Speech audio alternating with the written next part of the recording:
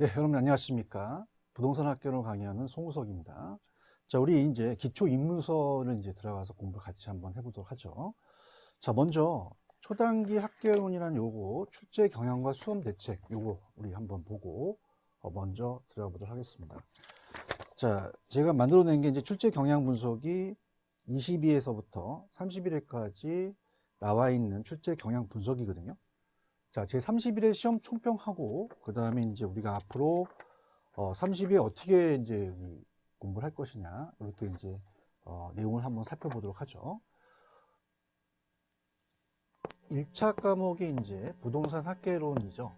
입법하고 학개론이 있으면 부동산 학개론은 자, 31회 때 이제 우리가 수험에 대해서 얼마큼 이제 시험에 대한 총평을 가고요. 32회는 또 어떻게 우리가 공부를 해야 될지 그 전략에 대해서 한번 우리가 보도록 하겠습니다. 여러분들. 자, 일단은 출제 경향 분석이 앞에 보시게 되면은 총론, 우리는 이제 표준 목차가 나오게 돼요. 총론하고 강론하고 그 다음에 감정평가론이죠. 감정평가론. 요 세 파트로 나눕니다. 나눠서 문제에 대한 것이 저희가 이제 40문항으로 이제 구성이 되어 있죠. 평균 60점을 맞아야지 이제 합격을 하는데요.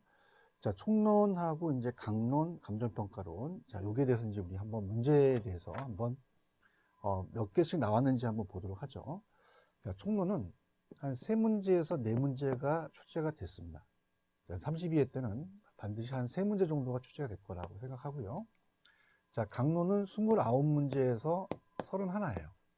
여기서 이제 우리가 시험에 나오고요. 자, 감정평가론 파트는 6에서 한 7문제인데, 자, 최근의 경향이 감정평가론, 제가 이제 오프라인에서 월요일부터 토요일까지 강의를 공인중개사 강의하고 감정평가사도 강의를 합니다. 그래서 신림동에서 강의를 하는데, 감정평가 파트가 공인중개사 나오는 부분이 딱 정해졌어요. 그래서 오히려 우리가 여기서 점수를 딸 가능성이 우리가 굉장히 큽니다. 그래서 7문제를 제가 어디가 나오는지를 딱 자체적으로 전략을 잡아서 갈게요. 자, 그래서 이런 식으로 이제 우리가 본다면 30일의 시험 총평으로 한번 보도록 하죠. 여기 보시게 되면 30일의 시험 문제는 지난 30회 시험에 비해서 다소 쉽게 출제되긴 했습니다. 30회 때 굉장히 어려웠거든요. 그러면서 세법 문제를 한 문제 물어봤죠. 우리 시험 문제는 공법 문제와 세법 문제가 시험 문제 출제가 됩니다. 그래서 학개론에는 세법에서는 한 문제 정도 배정이 되고요. 공법 문제는 한 2~3문제 정도가 이제 나오는데, 올해 이제 그 공법은 안 물어봤어요. 세법만 하나 물어봤죠. 그래서 세법은 무조건 예전하고 좀 틀이 틀려서 학개론의 조세 정책에서 세법 문제를 반드시 하나 냅니다. 그래서 거기를 어디가 내는지를 제가 말씀을 드릴 거고요. 자, 그렇다면은 이렇게 해서 이제 문제에 대해서 조금 쉽게 출제가 됐으나 세법이 하나 문제 나왔고, 그 다음에 이제 계산 문제예요. 계산 문제. 계산 문제가 나온다면은 한 6에서 11문제가 출제가 됩니다. 근데 최근의 경향에는 9문제 정도가 출제되는 경향이 있습니다. 여기 포커스 맞춰서 공부를 하셔야 돼요. 자, 그래서 계산 문제를 좀 중점으로 갈 거예요. 그래서 이 계산기를 여러분들이 공학 계산기는 아니라 일반 계산기를 이제 갖고 들어가게 되기 때문에, 자, 우리 계산기 쓰는 방식이 있어요. 그래서 그 작년하고 이제 올해에 제가 계산 문제를 빨리 푸는 방법을 이제 알아냈습니다. 그래서 보통 다이소에 가시면 3,000원짜리 이 계산기를 사시고요. 이 계산기가 딱 3개야지 우리가 AC라는 건 다시 0으로 만들고, 이 GT라는 개념이 굉장히 강합니다. 이게 더해주는 거거든요. 그 다음에 는 이렇게 해서 이 3가지를 가지고 특히 이제 기대 수익률 같은 거는 딱 30초 안에 딱 풀어요. 자, 그래서 여러분들이 계산 문제는 포기하시면 안 됩니다. 우리가 9문제에서 5에서 6문제 정도는 반드시 획득을 하셔야 돼요. 저랑 이제 같이 연습을 하실 거고요. 그 다음에 난이도를 이제 본다면 계산 문제는 9문제가 출제가 됐어요. 그 다음에 이제 우리가 총론의 3문제, 강론의 30문제, 평가론이 7문제 정도 출제가 됐죠. 자, 그러면서 경제론은 6, 그다음에 시장론 5, 그다음에 정책론 7, 그다음에 투자론 3. 투자론이 좀 적게 나왔어요. 근데 정책론이 좀 많이 나왔던 것이 제가 예측을 했는데요. 자, 지금 우리 부동산 정부가 하는 정책이 좀 불안전합니다. 그 때문에 정책 파트가 또 나올 거라고 저는 봐요. 많이. 그래서 정책 파트에 좀 비중을 좀 크게 할 것이다 라는 생각을 하고요. 그 다음에 부동산 금융 4문제, 개발관리론 5문제, 정책이 7문제 예전보다 많이 써졌다는 거죠. 투자론이 3문제인데 매년 7에서 8문제 출제가 됐기 때문에 좀 적게 출제됐다 이렇게 보시고요. 감정평가로는 거의 7문제 정도가 나와요. 맞췄고요. 그 다음에 우리가 이제 이 32의 대비를 어떻게 하냐. 그래서 총론, 강론, 감정평가론. 강론은 제가 앞에 이제다가 각각 나왔던 출제에 대한 문항을 적어놨습니다. 참고하시고요.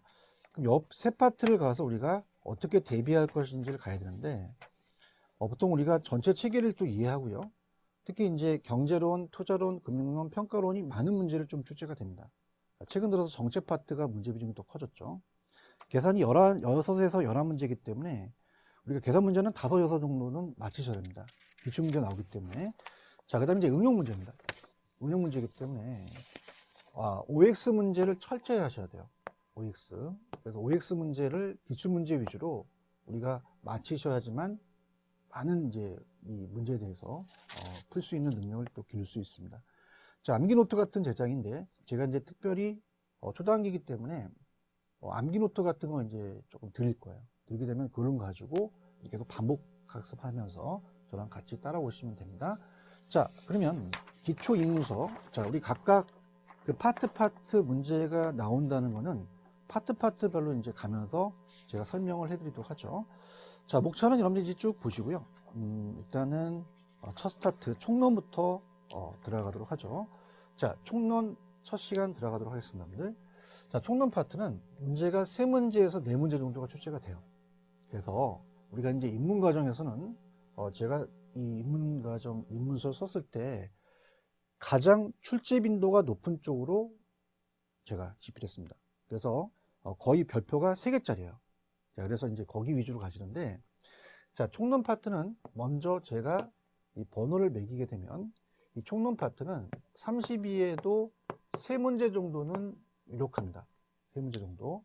자, 그래서 중요한 거는 보통 총론 파트는 1문제, 2문제, 3문제, 1, 2, 3으로 구성이 되는데 이번 시험 문제는 좀 랜덤을 냈어요. 그래서 먼저 개발 파트가 나오긴 했거든요. 근데 만약에 여러분들이 이번 32회 내년이죠. 보시게 되면은 아마 이 총론 파트는 1, 2, 3번으로 구성이 될 거예요. 자, 그렇다면 먼저 찍어드린다면 3페이지 가시면, 자, 새 파트 찍습니다. 3페이지 가시면 부동산의 개념에서 하나가 뜹니다. 별표를 3개 치시기 바랍니다. 부동산의 개념. 자, 여기가 이제 문제가 1문제 정도 나와야 되는데 올해는 안 나왔어요. 올해는 부동산 업을 물어봤거든요. 그래서 내년에는 이제 반드시 출제될 가능성이 우리가 별표 3개짜리는 출제 가능성이 높습니다. 제가 그래서 99%라고 하는 게 1%가 안 나올 가능성이 크지만 엄청나게 우리가 출제될 가능성이 높다는 얘기예요. 자, 그 다음에 두 번째가 토지의 분류입니다. 넘기시면은 부동산의 개념에서 하나, 그 다음에 넘기시게 되면은 우리가 페이지 5페이지로 가시면은 토지의 용어입니다. 자, 토지의 용어에서 문제가 나옵니다. 여긴 거의 뭐 100%예요. 무조건 뜬다고 봐야 되는데 여기도 이제 문제가 나온다는 거 이렇게 보시고요. 그 다음에 세 번째 제가 여러분한테 추천해 드리는 건 토지의 특성입니다. 7페이지. 자, 7페이지의 토지의 특성에서 시험 문제가 나옵니다. 그래서 아마 문제가 이 세 파트로 구성이 될 거예요. 그래서 1번, 2번, 3번 문제가 나열될 겁니다. 반드시 맞히셔야 되거든요. 자, 근데 난이도는 이제 토지의 특성이 가장 어려워요. 토지의 특성이. 그래서 이렇게 해서 우리가 이 세 파트는 문제를 꼭 반드시 맞춰야 할 부분입니다. 자, 우리 문제 비중이 난이도가 상중하로 나누거든요. 상중하. 자, 40문항 중에서 자, 상위 차지하는 비중이 30%, 중이 40, 얘가 30이거든요. 자, 그럼 40문제에서 12문제, 16문제, 12문제가 출제가 되는데 여기에 포커스를 맞춰서 가세요. 특히 우리가 이 총론 파트는 가장 출제 가능성이 높고 그 다음에 난이도가 하에 들어갑니다. 하에 들어가기 때문에 여기는 거의 다 세 문제를 만점 맞고 들어가야지만 합격의 길로 갑니다. 그래서 자, 하다 이렇게 보시고요. 특히 제가 이 계산 문제 같은 게 이제 상위에 들어가죠. 계산 문제가 상위에 들어가기 때문에 이 계산 문제는 상 쪽에서 그래도 그나마 우리가 5에서 한 6문제 정도는 맞히셔야 돼요. 그러니까 나머지 한 6문제는 난이도가 굉장히 높습니다. 그래서 투자론이라든지 금융론, 우리가 기본서에 없는 것도 막 내고 그래요. 감정평가를 3방식이든지 여기 포커스 맞추지 마시고 여기와 여기를 맞춰서 가세요. 제가 이제 거의 별표를 3개 칠하는 부분이 여기입니다. 여기 포커스 맞춰서 우리가 공부해 보도록 하겠습니다. 자, 그러면 부동산의 개념서부터 들어가도록 하죠. 부동산의 개념. 자, 부동산의 개념은 문제가 복합 개념의 부동산으로서 법경기로서 우리가 나올 가능성이 높죠. 자, 여기 이제 우리가 맞히셔야 되는데 한번 들어보도록 하겠습니다. 자, 먼저 우리가 이제 부동산학의 정의를 물어봐요. 부동산학의 정의. 그 부동산학에 대한 정의가 1970년대에 처음에 김영진 교수님께서 건국대에서 강의를 하면서 부동산학이 만들어집니다. 자, 그러면서 앞 페이지, 첫 페이지부터 우리가 좀 보겠는데요. 자, 부동산학의 정의라는 파트가 있습니다. 그래서 자, 이 김영진 교수는 이런 얘기를 했죠. 부동산 활동의 능률화. 부동산 활동의 능률화. 능률화는 건 잘 하자는 거죠. 연구 목적이에요. 연구 목적이고. 그 다음에 거기 말하는 원리나 기술이라는 게 있습니다. 그래서 원리는 우리가 어떤 체계화된 과학성에 대한 이론을 얘기하고요. 이론을 얘기하고, 자, 응용 기술. 기술이라는 거는 기술성이죠. 이 기술성은, 자, 우리 기술. 자, 원리 및 응용 기술이죠. 자, 이 기술성이라는 것은 실물을 얘기하거든요. 이론과 신비를 겸비하자는 얘기야. 그 다음에 세 가지 법경기에 대한 복합 개념이 제가 이제 부동산의 개념에서 이제 말씀을 드리겠는데요. 자, 세 가지입니다. 복합 개념. 그래서 항상 활동할 때는 복합 개념의 논리로 가자는 얘기죠. 자, 그러면 세 가지로 가는데 법률적, 그 다음에 경제적, 기술적으로 가요. 기술적. 그럼 법경기라는 것이 우리가 계속 따라와 붙는데요. 이 세 가지가 이제 제가 가장 유력하다 그랬죠. 복합개념 부동산. 그래서 형태가 있는 유형이냐 아니면 무형이냐로 나눕니다. 유형은 우리 눈에, 인간 눈에 보이는 면이고요. 법과 경제는 무형이라는 거죠. 자, 그렇다면은 이 부동산이라는 자체가, 자, 여러분이 강의를 들으시고 이제 나가서 저쪽 건물이 있으면 우리 눈에 보입니다. 그럼 우리 학교 다닐 때 토목이나 땅이나 건축학 같은 경우는 기술적인 학문이에요. 근데 자, 경제라든지, 자, 수요 공급, 경영이라든지 마케팅, 자, 이런 것들은 다 경제적이거든요. 그다음에 법률 쪽은 법에 나와 있기 때문에 우리가 개인과 개인 간에 대한 법률 관계 사법이 있고요. 국가와 이제 개인 간의 법률 관계가 공법이 있죠. 그래서 부동산학은 단순 수수과학이 아니라 종합운용과학입니다. 자, 그래서 우리가 부동산학의 성격에다가 별표를 하나 써놓으시죠. 자, 성격만 우리가 좀 체크하시면 돼요. 이쪽 파트는. 그럼 성격이라는 자체는 부동산학은 종합운용과학이에요. 그러니까 한 가지 학문을 그대로 적용시키는 게 아니라 여러 학문들을 부동산에 맞게끔 운용해서 간 거죠. 자, 그래서 자, 우리 시험 문제가 단순 순수 과학이다. 그러면 안 됩니다. 그래서 우리는 종합운용과학이다 하셔야 돼요. 종합운용과학이다. 이렇게 하셔야 되고요. 그 다음에 두 번째는 추상적이 아니라는 거죠. 자, 저도 이제 부동산학 박사인데 제가 논문 쓸 때 추상적으로 꿈꾸면서 논문을 쓴 것이 아니라, 자, 우리가 어떻습니까? 설문지를 나눠서 여러분하고 이제 대화를 하면서 어떻습니까? 이 구체적 경험에 의해서 나타나는 거죠. 그래서 구체적 경험과학이다. 구체적 경험과학이다. 이렇게 가고요. 자, 그 다음에 어때요? 규범과학입니다. 부동산은 어떤 문제를 해결하기 위한 방향을 제시해 주죠. 그래서 우리가 법적 규제가 많기 때문에 또 사회성 공공성이 있기 때문에 윤리성을 또 강조한다. 그렇게 보시고요. 그 다음에 자연과학이 아니라 사회과학이에요. 우리 부동산은 사회과학이 들어갑니다. 그래서 우리가 대학교 가면 자연과학 쪽과 사회과학이 있으면 자연 쪽은 이제 토지나 아니면 그런 지질, 그죠? 우리가 어떻습니까? 땅에 대한 것만 이제 화산이 폭발한다든가 뭐 이런 것들만 연구하는 것이고, 부동산학은 그렇지 않거든요. 자, 부동산과 인간의 관계에 나타나는 여러 현상 같은 거를 연구를 합니다. 자, 그래서 우리는 사회과학이다. 이렇게 가는 거죠. 자, 그렇다면은 암기 기법이 이래요. 자, 우리가 이제 제가 편법으로 이제 암기 기법을 가르쳐드리면, 자, 추순자는 안 된다. 이렇게 암기를 했어요. 그래서 제가 대학교 1학년 때 미팅하신 추순자라는 분이 계신데 얼굴도 좀 못생겼고 조금 성격도 안 좋으세요. 헤어졌어요. 추순자는 안 된다. 추상적 안 된다. 순수과학 안 된다. 자연과학 안 된다. 이렇게 잡으시기 바랍니다. 그래서 여기는 별표가 하나짜리고요. 그럼 본격적으로 여러분이 말씀드렸지만은 3페이지에 나와 있는 부동산의 개념이 출시됩니다. 자, 그래서 우리가 입문과정이기 때문에 법경기라는 세 가지 용어를 가지고 우리가 어떻게 나올까 이렇게 보시면 되고요. 그 다음에 정착물이라는 개념은, 자, 아직은 민법을 우리가 기본 강의를 다 듣진 않으셨어요. 그래서 민법에 대한 게 있기 때문에 간단하게만 제가 말씀을 드리고 우리가 총론 차트를 이제 마무리하려고 하는데요. 자, 일단 들어가 볼게요. 법경기라는 게 있었죠. 자, 세 가지입니다. 법률, 경제, 기술. 복합 개념의 논리로 봐요. 그래서 우리가 이제 시험제 나오는 게 다시 한번 적어보면, 아까 문제 구성이 되는 게 부동산의 개념에서 뜬다고 말씀드렸죠.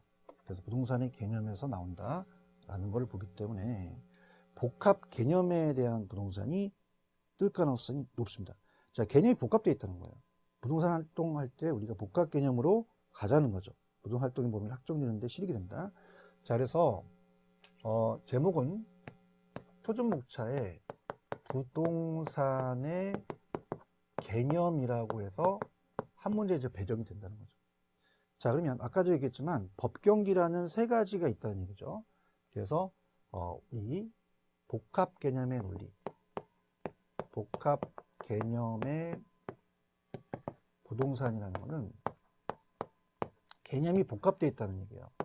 그래서 세 가지를 보자는 거죠. 법률, 경제, 기술. 그래서 법률적, 그 다음에 경제적, 기술적으로 보자는 겁니다. 세 가지가. 그래서 우리가 법경기로 나누는 거죠. 자, 그러면 형태가 있는 게 유형이죠. 유형. 눈에 보이는 거고. 자, 경제는 돈이 돼요. 자, 이거는 이제 무형입니다. 돈이 되고, 법은 법에 규정한 내용을 얘기하죠. 그럼 유형이라는 자체부터 볼까요? 자, 우리가 유형이 4가지가 있고 경제적이 5가지가 있기 때문에 이걸 우리 시험 문제에서 그럼 어떻습니까? 바꿔내요. 자, 그래서 이 기술적이라는 자체는 이 물리적이라는 말도 쓰긴 하는데요. 자, 우리 토지는 하나의 자연물이고 부동산이라는 건 하나의 공간이며, 자, 환경이기도 하고 또 위치로 다 틀리겠죠. 근데 경제적이라는 자체가 부동산은 자산 가치가 큽니다. 또 땅을 사놓게 되면 자본 증식이 되고요. 자, 토지는 생산 요소이기지만 또 소비지이기도 해요. 내다팔면 상품에 대한 성격을 또 갖고 있죠. 자, 그래서 자, 지금 요 2가지 파트, 요거랑 시험 문제 바꿔낼 가능성이 높아요. 자, 그래서 우리가 이렇게 봅니다. 자, 먼저 이해를 먼저 시키면 경제활동하는 곳이 시장이잖아요. 그럼 시장에서는 공급자와 수요자가 거래를 합니다. 공급자와 수요자. 그러면 공급자가 상품을 팔면 수요자가 돈을 주거든요. 돈. 자, 그러면 자본. 우리가 이제 경제 우리 투자론 파트에서 자기 자본과 타인 자본을 더해서 자산이라고 얘기해요. 이 돈이죠. 그러면 자, 공급자는 어떻습니까? 상품을 팔아요. 자, 파는데 얘가 또 이 토지라는 것이 주택이 있다면 주택을 만들기 위해서는 이 땅이 필요합니다. 나중에 이제 기본서가 나오면 토지는 하나의 생산재이기도 하거든요. 내가 사용하면 소비재이기도 하죠. 그래서 건설회사가 이 땅을 사서 또 시장에서 이거를 또 주택으로 생산해서 만들게 되면 수요자가 이걸 소비해서 상품으로 사는 거죠. 그럼 이게 다 경제활동에서 나타나는 거잖아요. 그래서 이렇게 해서 이제 우리가 보시면 됩니다. 자, 그렇다면은 일단은 여러분들이 초단기예요. 그죠? 우리가. 그래서 편법을 좀 가르쳐 드릴게요. 편법을 가르쳐 드리면 자, 여긴 다 CO 들어갑니다. 자산, 생산요소, 소비재, 상품. 자, 자본도 자산에 들어가니까 COC 들어간다고 생각을 하세요. 근데 여기는 COC 안 들어가거든요. 자, 이런 게 이제 우리 초단기의 기법입니다. 자, 그렇다면은 소위 이제 우리 야매라고 하죠. 빨리 푸는 방법. 그래서 이렇게 보시고요. 그 다음에 이제 밑에 법률적이라는 거가 이제 있는데, 법률적은 법에 나와 있다는 얘기죠. 법에 규정하고 있다. 자, 그러면 민법에서 협의의 부동산이라고 합니다. 협의의 부동산. 협의의 부동산은 좁게 보는 부동산이에요. 자, 그럼 우리 민법 99조 제1항에 토지 및 그 정착물이라고 부동산이라고 얘기하거든요. 그러면 토지 및 그 정착물은 부동산에 들어가게 됩니다. 자, 그러면 민법에서 규정하고 있어요. 자, 그런데 문제가 생기는 게 이제 자동차 같은 거가 문제가 생겨서 광의부동산이라는 게 만들어집니다. 광의부동산. 그러면 광의의 부동산이라는 거는 자, 협의의 부동산을 우리가 민법상이죠. 자, 새로운 게 만들어져요. 의제중 부동산입니다. 의지한다, 준한다. 부동산에 준하여 처리한다는 것은 개별법에 나와 있다는 거죠. 개별법에 규정하고 있습니다. 자, 이게 이제 처음 하신 분들은 이해가 안 갈 텐데요. 들어보세요. 자, 여러분이 갖고 계시는 볼펜은 움직이니까 동산이고 부동산은 움직이지 않습니다. 그러면 둘 다 내 거라는 공시를 하죠. 근데 공시 방법이 달라요. 동산은 점유로 하고 부동산은 등기로 한다는 거죠. 자, 근데 자동차가 문제가 생깁니다. 자동차. 그럼 자동차 같은 경우는 움직이기 때문에 동산이다 보니까 점유로 하게 되면은 남들이 와서 점유하면 큰일 납니다. 자, 그럼 안팎까지 끌고 들어가야 되죠. 자, 그렇다면은 자동차도 등록증이 나와요. 그러면 얘도 부동산에 준하여 처리한다는 거죠. 이렇게. 자, 그래서 법률적으로 개념은 협의부동산은 민법 정의한 개념을 말한다. 즉 민법 제99조 제1항의 토지 및 그 정착물. 광이라는 것은 협의에다가 중부동산을 합친 거잖아요. 그 밑에 우리가 일단 넘겨보시면은 먼저 중부동산이라는 게 있습니다. 페이지 4페이지. 자, 생각해 보세요. 자동차는 원래는 동산이었어요. 근데 중부동산은 그 성질상 민법상 부동산을 볼 수가 없죠. 그래서 우리가 이 자동차는 중부동산이기 때문에 협의에 들어가지 않고 광의에만 들어갑니다. 자, 그래서 그 재화의 성격이나 관리 입장에서 볼 때 물권 변동을 위한 공시 방법으로서 등기 등록이 불가피한 특정한 동산 또는 동산과 부동산 집합체인 재단들을 얘기해요. 자, 그러면 자, 중부동산은 민법상 부동산이 아니지만 학문적 관심에서 광의부동산에 분류되는 것이죠. 자, 그러면 중부동산은 감정평가의 대상이 됩니다. 또 저당권의 목적이 될 수도 있고요. 중개의 대상이 되기도 하죠. 그래서 공장재단, 강업재단, 어업권, 선박은 선박등기법의 20톤 이상, 건설기의 자동차, 항공기 다 여기에 해당합니다. 또 임목에 관한 법령에 의해서 소유권으로 등기된 임목도 포함시키는 경우도 있겠죠. 자, 이렇게 우리가 보시면 되고요. 자, 그 다음에 이제 정착물이에요. 자, 전 페이지로 가시면은 이 정착물에 대해서 우리가 시험 문제가 나옵니다. 자, 그러면 이 정착물이라는 자체를 어떻게 이제 우리가 규정하냐면, 자, 민법에서는 토지 및 그 정착물이라고 얘기하죠. 토지 및 그 정착물. 자, 그래서 우리가 토지 및 그 정착물이라는 건, 그라는 건 그녀를 얘기하는 게 토지를 얘기하죠. 그래서 민법상에 얘기하는 정착물과 학계론에서 말하는 정착물이 다릅니다. 자, 그래서 이제 그걸 구분한다면 우리가 구분해 보죠. 자, 갑니다. 자, 그 정착물이에요. 토지를 얘기합니다. 자, 그래서 아직은 이제 기본 강의는 안 들어갔으니까 우리 민법상 토지 정착물이라는 게 있어요. 자, 그러면 그 정착물이라는 것은 토지 위에 동산인데 부착이 돼서 쉽게 이동될 수 없는 걸 얘기합니다. 그래서 계속적으로 정착이 돼 있어야 돼요. 항구적, 영구적. 자, 그렇다면은 민법상은 토지 정착물을 얘기합니다. 토지 정착물. 그래서 민법에서 규정하고 있죠. 그래서 민법에서는 자, 이렇게 이동할 수 없는 것들이 거래돼야 돼요. 거래 시 우리의 토지의 일부로 볼 것이냐, 아니면 자, 우리 토지와 다른 부동산으로 볼 거냐, 이렇게 갈린다는 거죠. 자, 그래서 자, 대표적인 게 이제 건물이죠. 건물은 별도 등기한다는 얘기 많이 들어오시죠. 그럼 다른 부동산을 보기 때문에 독립정착물입니다. 독립정착물. 근데 일부러 보는 담장이나 축대를 별도 등기한다는 얘기 못 들으셨잖아요. 그럼 담장이나 축대 같은 경우는 자, 이거는 독립정착물이 아니라 종속정착물이에요. 토지의 일부가 되어버리는 거죠. 그래서 매매시 함께 따라간다는 얘기입니다. 자, 가볼까요?